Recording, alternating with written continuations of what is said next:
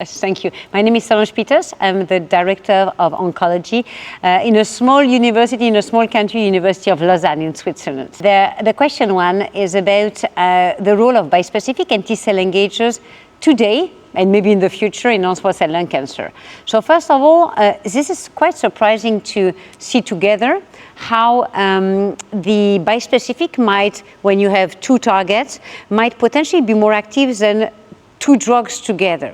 And remember, bispecific define many things. You can target two tumor neoantigen, two tumor associated antigen, but most of these bispecific target rather two checkpoints, right? Inhibitory or stimulatory. Give example, PD-L1, PD-1, CTLA-4, VEGF, TIGIT. So modulators of immune response, stimulatory or not, usually this bispecific targets two very well-known checkpoints.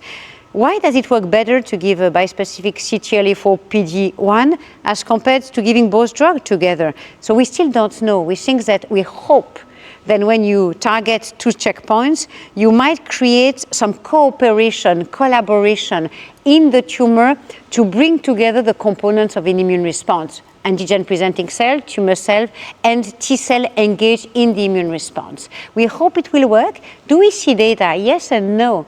Today we saw the first data about a bispecific targeting PD-1 and LAG-3, two pathways. We'd like to combine them together, ideally in a bispecific or maybe one by one, but the bispecific from Roche did fail already with chemotherapy versus chemo pembro. So basically, maybe not all the concept is valid. We need to select the right one for these ones.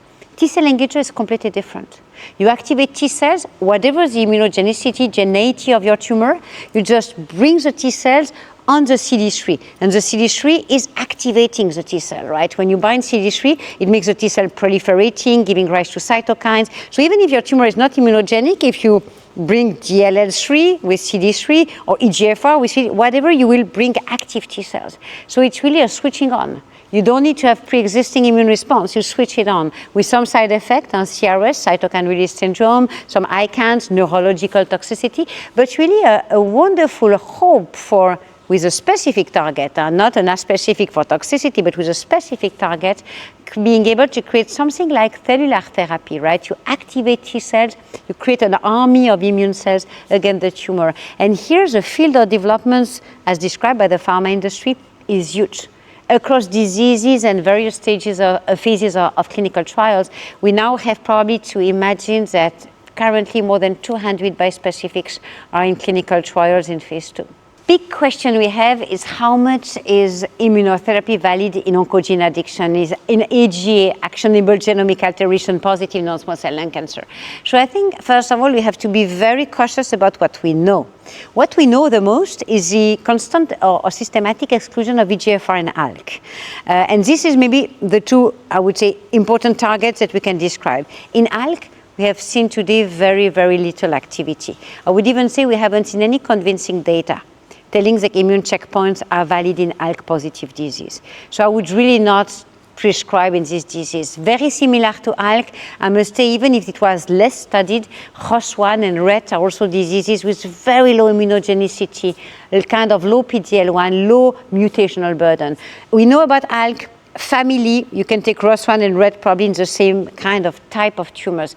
EGFR is not so black and white. My colleague from Taiwan, James Yang, is always telling, oh, it has some activity in EGFR mutants. But you probably need to really keep it with reserve in late lines, combined with chemo and probably anti-angiogenic. So one combining with chemo were not sufficient to show difference, but in Empower 150, in Atlas, in Harmony A, giving an anti-angiogenic suddenly give rise to a benefit.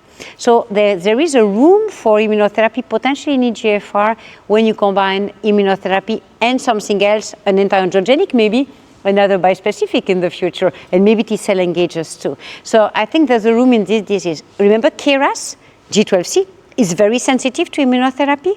When you are a smoker with BRAF and MET exon 14, you might be sensitive to in smokers, in never smoker less. So in the other oncogene addicted, maybe not frontline, but you need to have this informed decision and discussion with your institution and your patient because it's not so clear that it has no impact. The discontinuations, the time to stop immunotherapy is a matter of debate.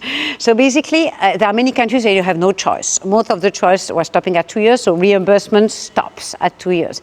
But several countries do not look at it, and you can afford to continue. We don't know.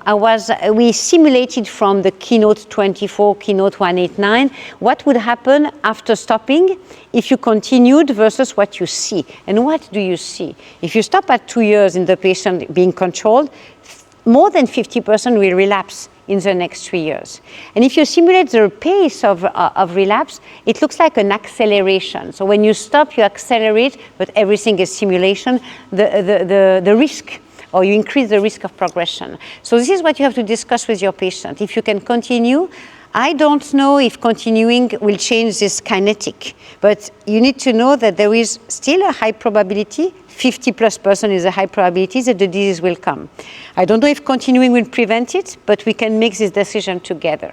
And I must say most of my patients continue until they experience progression, but most of my patients don't want to stop. Well, lots of them. This is a congress where we like, which I like because you present some phase 2 trials, right? New opportunities of addressing resistance, of addressing biological questions. I think we have been seeing today an amazing range of targeted therapies. The KRAS inhibition, how can you modulate KRAS inhibition, all to be brought to the clinic. So development of KRAS inhibitors is amazing. But the most important debate we had in this meeting is how to prolong the life of EGFR mutated patients. Seeing the improvement in survival of Mariposa, which exists, it's here. Toxicity is a challenge, but it's here. And all the next line, MET amplification, very often encountered, how to address it with targeted therapy, with amivantamab. So I think we're redefining this disease, which is extremely important. I'm from Switzerland, so I don't think it's so important. But remember that it's half of the patient in Asia. So it's a hugely important topic, right? Probably more than immunotherapy in some regions of the world. So I think this meeting has been key in trying to redefine the journey of this patient with EGFR mutant. And if I had to take one key message is the redefinition. We need to work on consensus and guidelines, what to do first and what to do next in EGFR mutant non-small cell lung cancer.